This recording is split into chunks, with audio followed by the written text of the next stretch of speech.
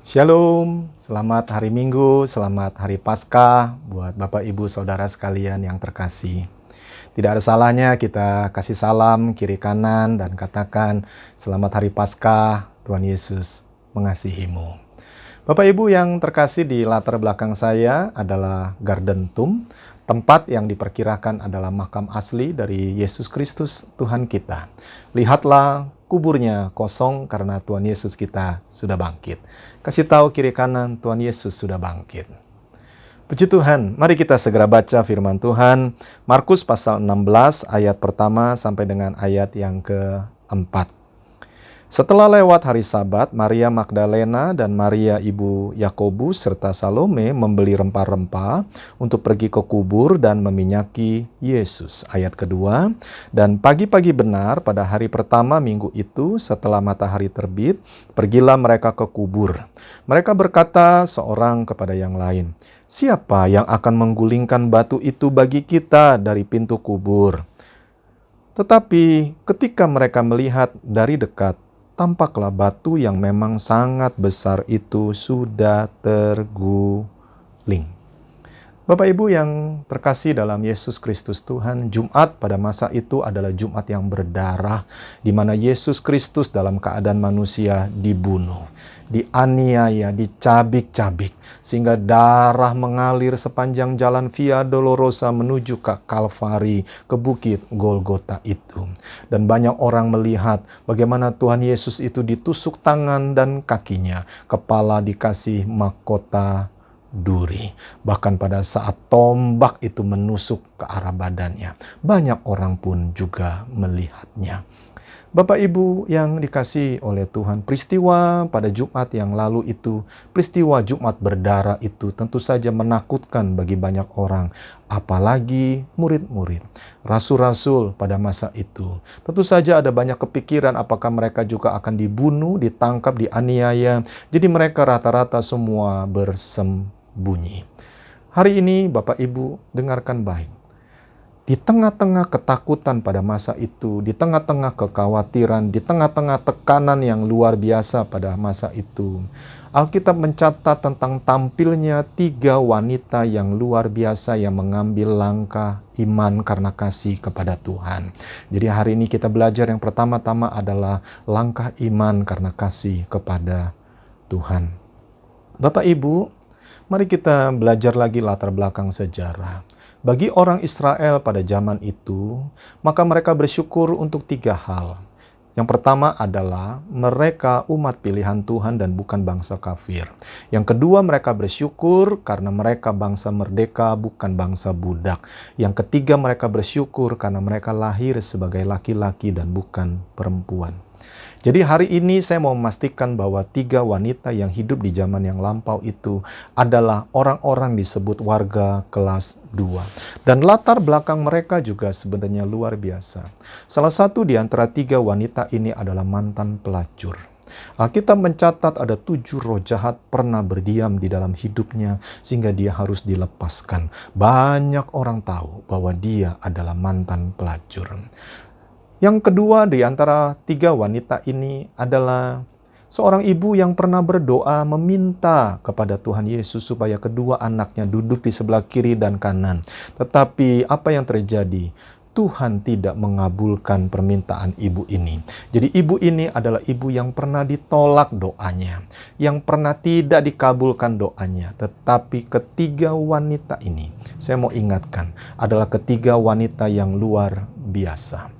Mereka mempunyai ketakutan tentu saja sama seperti kebanyakan orang. Ketakutan mereka yang pertama dari dalam. Mereka bisa saja dikucilkan. Mereka bisa saja dibuang, udah warga kelas 2, dikucilkan, dibuang dari kewarganegaraan Israel Yahudi. Karena mereka mengakui Yesus sebagai Tuhan. Dan ketakutan yang dari dalam adalah mereka juga bisa dibunuh apabila mereka nekat datang ke Garden Tomb pada minggu pagi itu. Karena mereka tahu mereka akan berhadapan dengan prajurit yang tentu saja sudah siap sedia untuk membunuh siapapun yang berani membuka segel daripada kuburan ini. Ketakutan yang dari luar. Batu itu begitu besar menutup pintu kubur ini. Dan itu disegel, Bapak Ibu. Sekuat apapun tenaga wanita sekalipun bertiga, mereka tidak akan bisa mendorong batu ini. Pertanyaannya, siapa yang akan mendorong batu ini? Tetapi waktu saya mempelajari ini, saya melihat sesuatu yang luar biasa. Sebelum mereka minggu itu datang ke Garden Tomb ini, mereka sudah membeli rempah-rempah loh, Bapak Ibu. Mereka sudah membeli sesuatu yang wangi, yang harum, yang mereka mau persembahkan kepada Tuhan. Tiba-tiba hati saya merenung, bahkan di tengah-tengah ketakutan, di tengah-tengah tekanan yang luar biasa yang semacam itu, mereka tetap mau membawa sesuatu yang wangi di hadapan Tuhan. Sesuatu yang bisa membuat hati Tuhan senang. Mereka bawa itu kepada Tuhan. Di atas segala ketakutan, di atas segala tekanan itu, mereka datang membawa yang terbaik kepada Tuhan. Kenapa mereka lakukan itu? Karena mereka percaya. Karena mereka mengasihi Tuhan. Sekalipun mereka tahu batu masih tertutup, sekalipun mereka tahu mereka bisa dikucilkan, sekalipun mereka tahu ada penjaga di sana dan mereka berhadapan dengan maut, tetapi mereka tetap membeli rempah-rempah, Bapak Ibu, sebelum mereka datang minggu pagi itu. Saya tidak tahu apa yang sekarang ini jadi ketakutan bagi Bapak Ibu. Ketakutan dari dalam kah? Atau ketakutan dari luar kah? Saya tidak tahu. Tetapi hari ini, mari kita belajar. Langkah yang pertama adalah, ambillah langkah iman. Ambillah langkah iman karena kasih kepada Tuhan. Tetaplah bawa sesuatu yang wangi, yang harum di hadapan Tuhan. Dan yang menarik, Bapak Ibu, apa yang Alkitab katakan tentang hal ini? Pada saat mereka melangkahkan kaki terus berjalan ke arah Garden Tomb, dan pada saat mereka datang di sana, mereka lihat batu yang memang sudah sangat besar itu sudah terguling. Waktu saya merenung tentang ayat ini, saya belajar sesuatu. Apa yang terjadi pada masa itu? Mungkinkah langkah kaki mereka dijadikan langkah gempa bumi sehingga batu itu bergeser? Mungkinkah langkah kaki mereka, ketiga wanita yang mungkin gak masuk hitungan ini, menjadi langkah kaki suara seperti pasukan malaikat yang sedang berderap, lalu sehingga bumi bergetar, lalu batu itu bergeser? Nobody knows. Tetapi yang saya tahu dan yang saya percaya dari firman Tuhan, suatu hari bangsa Israel sementara memasuki tanah perjanjian, sementara mereka berniat untuk meraih janji-janji Tuhan dan hari itu dipimpin oleh Joshua. Mereka berhadapan dengan sungai Yordan yang airnya meluap pada masa itu. Mereka tidak bisa menyeberanginya. Lalu kemudian mereka meminta petunjuk daripada Tuhan. Dan Tuhan memerintahkan supaya imam-imam melangkahkan kaki sambil membawa tabut Tuhan yang adalah Tuhan sendiri. Perjanjian Tuhan sendiri. Dan apa yang terjadi, Bapak Ibu Saudara yang terkasih, tepat pada saat mereka melangkahkan kaki ke dalam sungai Yordan yang menghalangi itu, sungai Yordan itu tersibak begitu jauh sekali, membuka jalan buat umat Tuhan masuk ke tanah perjanjian, masuk meraih apa yang dijanjikan oleh Tuhan. Hari ini, sebesar apakah batu itu? Sebesar apakah sungai yang menghadang di depan kita? Hari ini, ambillah langkah iman. Ambillah langkah iman, percaya karena mengasihi Tuhan, dan melangkahlah. Tidak ada batu yang terlalu besar yang tidak bisa terguling. Tidak ada batu besar yang tidak bisa digulingkan di dalam nama Yesus Kristus Tuhan kita. Saya bersyukur dengan ayat yang baru saja saya baca ini. Yang kedua, Bapak Ibu yang dikasihi Tuhan, kita belajar bahwa kebangkitan Yesus Kristus Tuhan kita menimbulkan pengharapan. Ikuti saya, pengharapan. Dan pengharapan itu tidak mengecewakan. Mari kita baca firman Tuhan ini, Bapak Ibu yang terkasih. Firman Tuhan yang berikutnya diambil dari Markus pasal yang ke-16 ayat 5 sampai dengan ayat yang ke-7. Demikian firman Tuhan. Lalu mereka masuk ke dalam kubur dan mereka melihat seorang muda yang memakai jubah putih duduk di sebelah kanan. Mereka pun sangat terkejut. Ayat 6. Tetapi orang muda itu berkata kepada mereka, "Jangan takut. Kamu mencari Yesus, orang Nazaret yang disalibkan itu. Ia telah bangkit. Ia tidak ada di sini. Lihat, inilah tempat mereka membaringkan dia." Ayat yang ketujuh. Tetapi pergilah sekarang, katakanlah kepada murid-muridnya dan kepada Petrus, ia mendahului kamu ke Galilea. Di sana kamu akan melihat dia, seperti yang sudah dikatakannya kepadamu. Bapak Ibu, pada saat murid-murid ada di Gadentum pada pagi itu, dan mereka masuk ke kubur ini, mereka lihat ada seorang muda yang berpakaian putih. Dan ini adalah malaikat Tuhan. Menarik sekali saya belajar dari firman Tuhan bahwa gambaran malaikat Tuhan wujudnya selalu adalah pria. Alkitab tidak pernah menggambarkan bahwa wujud malaikat adalah wanita atau anak kecil. Maaf ya Bapak Ibu, tidak mendiskreditkan jenis kelamin. Karena toh malaikat tidak berjenis kelamin. Tetapi yang saya maksudkan, mari dengarkan Bapak Ibu. Untuk membedakan mana malaikat Tuhan dan mana malaikat kerajaan kegelapan, malaikat Tuhan wujudnya selalu pria. Bukan jenis kelamin pria ya, tapi profilnya adalah pria. Sementara malaikat kerajaan kegelapan profilnya adalah wanita dan seringkali berpakaian yang minim-minim, bahkan digambarkan anak kecil yang nyaris tidak memakai baju sama sekali. Itulah salah satu cara kita membedakan mana malaikat kerajaan sorga, kerajaan terang, dan mana malaikat kerajaan kegelapan. Mari kita kembali kepada ayat firman Tuhan ini. Pada saat itu malaikat itu berkata kepada murid-murid yang datang di kuburan itu. Mereka dikatakan demikian oleh malaikat itu. Jangan takut. Itulah pesan yang berulang-ulang. Jangan takut. Pada saat Tuhan Yesus lahir di muka bumi ini, malaikat berkata, jangan takut. Dan sekarang di tengah kebangkitannya, malaikat sekali lagi menyampaikan pesan Tuhan yang kuat. Jangan takut. Taruh di hati kita. Saya nggak boleh takut. Saya nggak boleh takut. Tuhan Yesus berfirman lewat malaikatnya hari ini juga. Jangan takut. Kebangkitannya menimbulkan pengharapan.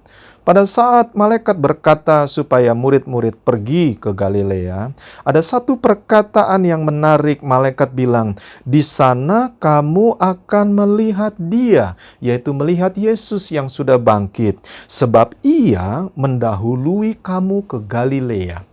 Ikuti saya, Tuhan Yesus mendahului murid-muridnya. Ikuti saya, Tuhan Yesus mendahului murid-muridnya ke Galilea. Bapak Ibu yang dikasihi Tuhan, saya belajar bahwa pengharapan itu luar biasa. Dan Tuhan tidak pernah meninggalkan kita. Kalau Tuhan menyuruh kita pergi ke satu lokasi atau melakukan sesuatu, maka percayalah Tuhan itu adalah Allah El Shaddai. Ikuti saya, Tuhan Yesus El Shaddai. Tuhan Yesus El Shaddai. Tuhan Yesus adalah Allah El Shaddai. Allah yang akan mencukupi. Allah yang akan memenuhi segala kebutuhan kita. Jadi jangan takut. Kalau Tuhan suruh jalan kita, maka percayalah Tuhan akan mendahului kita. Tuhan akan mendahului kita. Tuhan Yesus sekarang sudah bangkit. Dan Tuhan bilang, janganlah gelisah hatimu. Aku pergi untuk menyediakan tempat bagimu. Sudah ada tempat buat Bapak, Ibu, dan saya. Suatu hari kelak apabila nafas hidup ini selesai, entah karena apapun, ketahuilah rumah kita sudah jadi di surga. Tuhan sudah jalan mendahului kita. Kebangkitannya menimbulkan pengharapan. Maut tidak lagi menakutkan buat kita. Sehingga kita berkata, hai maut, di manakah sengatmu? Musuh yang terakhir dibinasakan itu memang maut, Bapak Ibu. Sebab banyak orang menjadi takut akan maut ini. Tapi dengan kebangkitannya, musuh itu sudah dikalahkan. Bapak Ibu yang terkasih, ingatlah baik. Tuhan berjalan mendahului saudara dan saya. Apapun yang terjadi dalam hidup ini, Tuhan berjalan mendahului saudara dan saya. Sebab Dia Bapa yang baik. Dia menyediakan segala sesuatu buat kita. Saya teringat kenapa manusia diciptakan hari yang ke-6, bukan hari yang pertama. Banyak orang berkata kecap nomor 1. Iya betul. Tetapi kenapa Tuhan ciptakan manusia di hari yang ke-6, bukan hari yang ke-1 atau hari yang pertama? Sebab gini Bapak Ibu. Sebab hari 1 sampai dengan hari yang ke-5, semua itu dipersiapkan untuk nomor 6. Ciptaan yang terbaik, yaitu engkau dan saya. Tuhan itu berjalan mendahului kita. Jadi jangan takut Bapak Ibu. Kebangkitannya membuat kita punya pengharapan. Bapak Ibu masih bersama saya? Mari yang ketiga, yang terakhir. Apakah kita menginginkan Yesus? Mari kita baca Yohanes pasal 20 ayat 1 sampai dengan ayat yang ke-8. Begini firman Tuhan. Pada hari pertama minggu itu, pagi-pagi benar, ketika hari masih gelap, pergilah Maria Magdalena ke kubur itu dan ia melihat bahwa batu telah diambil dari kubur. Ayat 2, ia berlari-lari mendapatkan Simon Petrus dan murid yang lain yang dikasihi Yesus dan berkata kepada mereka, Tuhan telah diambil orang dari kuburnya dan kami tidak tahu di mana ia diletakkan. Ayat ketiga, maka berangkatlah Petrus dan murid yang lain itu ke kubur. Ayat keempat, keduanya berlari bersama-sama. Tetapi murid yang lain itu berlari lebih cepat daripada Petrus, sehingga lebih dahulu sampai di kubur. Ayat kelima, ia menjenguk ke dalam dan melihat kain kafan terletak di tanah. Akan tetapi ia tidak masuk ke dalam. Ayat yang keenam, maka datanglah Simon Petrus juga menyusul dia dan masuk ke dalam kubur itu. Ia melihat kain kafan terletak di tanah. Ayat 7. Sedang kain pelu yang tadinya ada di kepala Yesus tidak terletak dekat kain kafan itu, tetapi agak di samping di tempat yang lain dan sudah tergulung. Ayat 8. Maka masuklah juga murid yang lain yang lebih dahulu sampai di kubur itu, dan ia melihatnya dan percaya. Petrus melihatnya. Bagaimana kubur itu kosong. Maria Magdalena juga melihatnya. Bagaimana kubur ini kosong. Tapi tidak dicatat Petrus percaya bahwa Tuhan Yesus sudah bangkit. Tidak dicatat Maria percaya bahwa Yesus sudah bangkit. Alkitab hanya mencatat Yohanes melihatnya dan dia percaya. Coba Bapak Ibu, mari kita berhenti sejenak dan mulai merenung. Bagaimana Yohanes bisa mengerti pada masa itu dan percaya bahwa Tuhan Yesus sudah bangkit, sementara kedua murid yang lain mereka tidak mengerti dan belum percaya. Apa yang menyebabkan Yohanes bisa mengerti dan Yohanes percaya?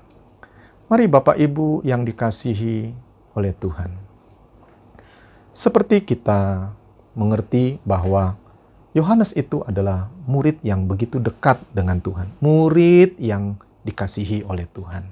Bahkan pada saat perjamuan terakhir, dia bersandar dekat dengan Tuhan. Dekat dengan detak jantungnya Tuhan.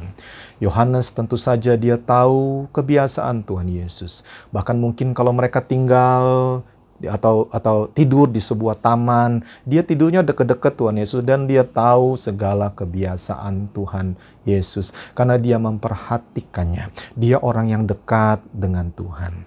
Nah, sekarang kita kembali ke pertanyaan ini. Bagaimana 3 orang melihat kubur kosong?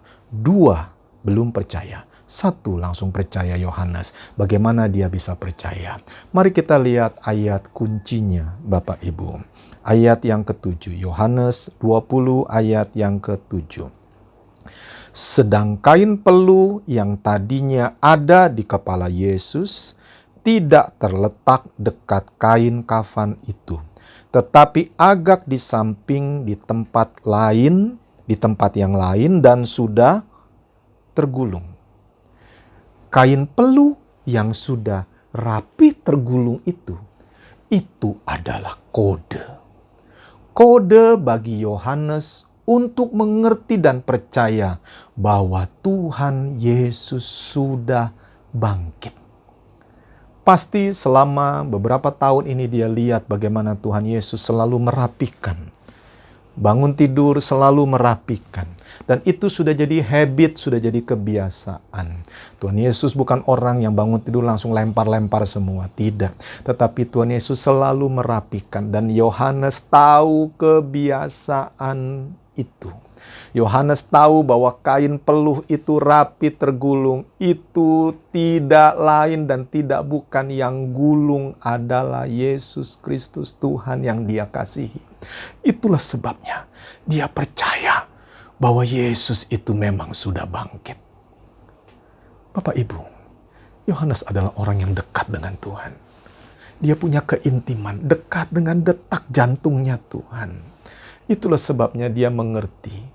Seakan-akan dia berkata, sedikit saja aku tahu itu Tuhan atau bukan. Sedikit saja Tuhan bicara untuk aku merubah kehidupanku, aku akan rubah. Tuhan bicara sedikit aja, aku bilang, Tuhan aku percaya dan aku akan lakukan.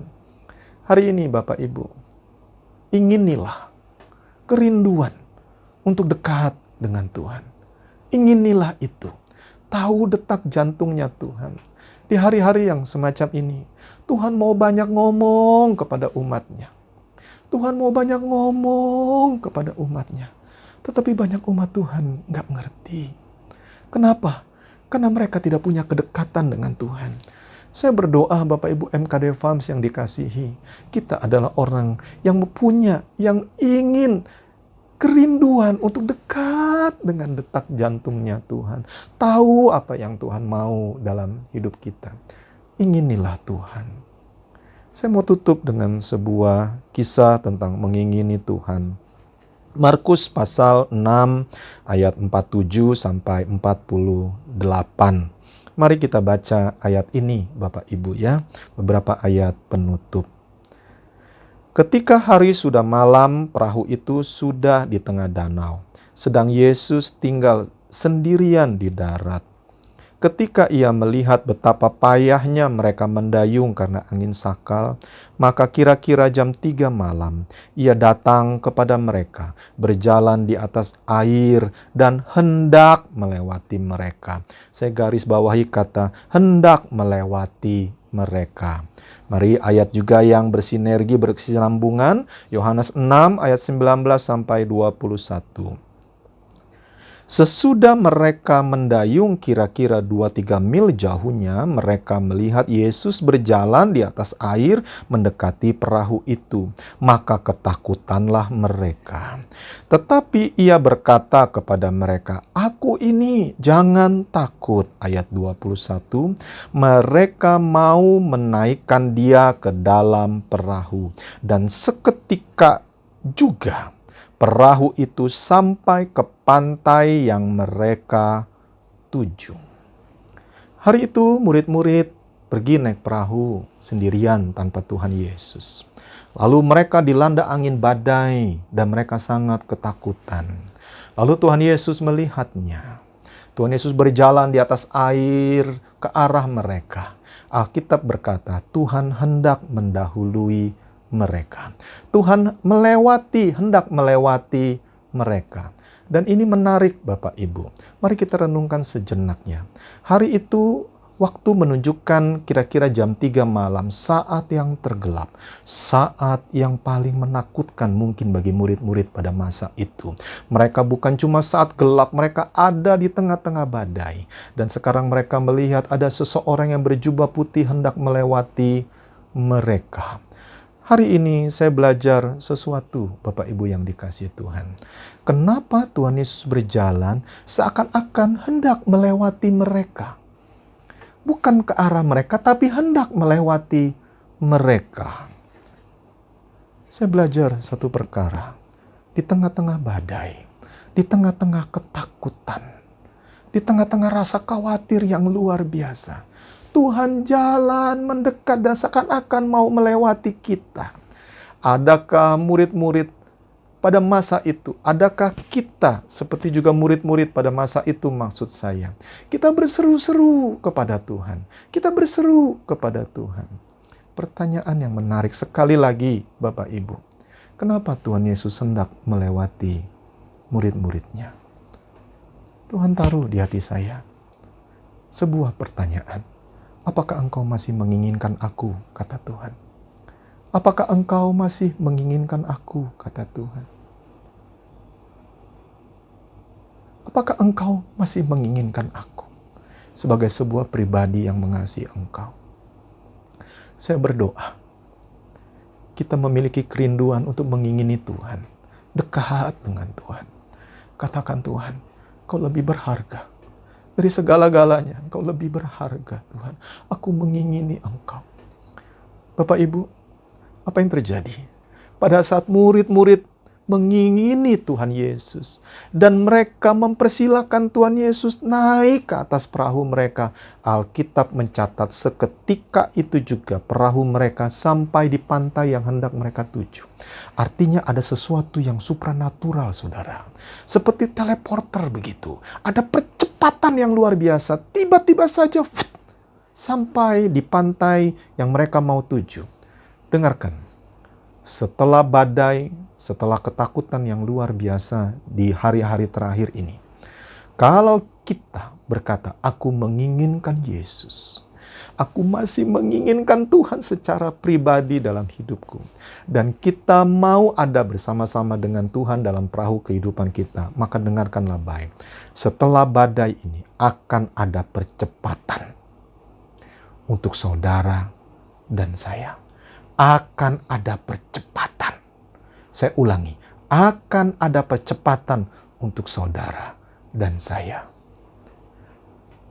Pertanyaannya, sekali lagi, adakah Bapak Ibu menginginkan Yesus, mengenal Tuhan lebih dekat lagi?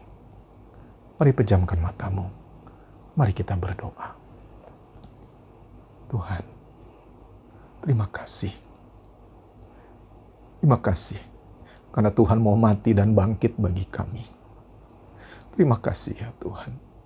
Biar kami terus ambil langkah iman percaya kepadamu. Dengan penuh kasih, hidup kami jadi dupa yang harum. Terus bawa keharuman di hadapan Tuhan. Terima kasih Tuhan. Kebangkitan-Mu menimbulkan pengharapan bagi kami. Bahwa kami tidak akan sendirian. Kami selalu ada bersama-sama dengan Engkau. Engkau Allah El Shaddai. Engkau Tuhan yang selalu berjalan mendahului kami, bersama-sama dengan kami. Terima kasih banyak Tuhan. Engkau mempersiapkan segala sesuatu selalu yang terbaik buat hidup kami. Terima kasih Tuhan, biar hati ini, biar hati kami terus menginginkan Engkau secara pribadi Tuhan. Terima kasih Tuhan, terima kasih.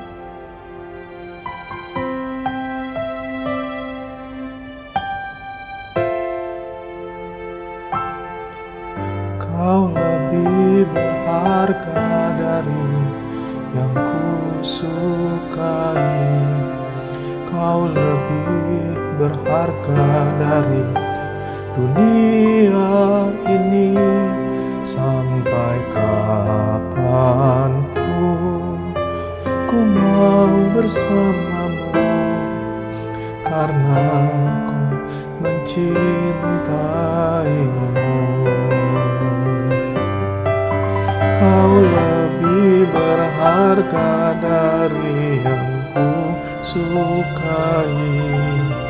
Kau lebih berharga dari dunia ini.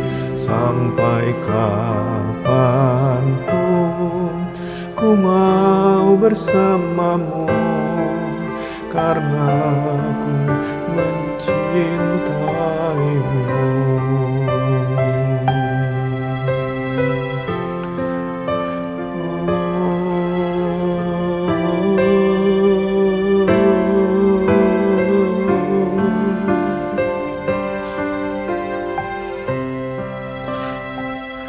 Hatiku haus akan Engkau Tuhan. Aku mengingini Engkau di atas segala-galanya.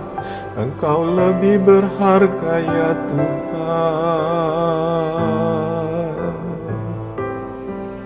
Terima kasih buat cinta-Mu. Terima kasih buat pengorbanan-Mu Tuhan. Terima kasih buat kebangkitan-Mu. Terima kasih ya Tuhan. Kau buktikan Kau mengasihi kami. Kau buktikan Kau sayang kepada kami Tuhan. Terima kasih.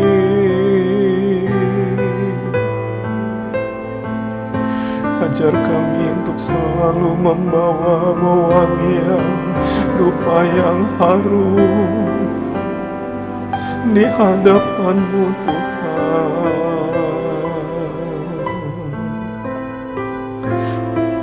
Ajar kami terus berharap kepada-Mu Tuhan. Engkau tak pernah tinggalkan, Engkau tak pernah membiarkan kami jalan sendirian.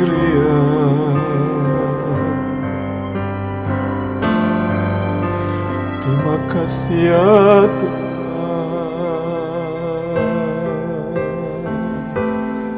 Bahkan kami percaya setelah badai akan datang percepatan Tuhan. Setelah badai ini Tuhan akan datang percepatan bagi umat-Mu, bagi kami semua Tuhan. Terima kasih Tuhan. Terima kasih.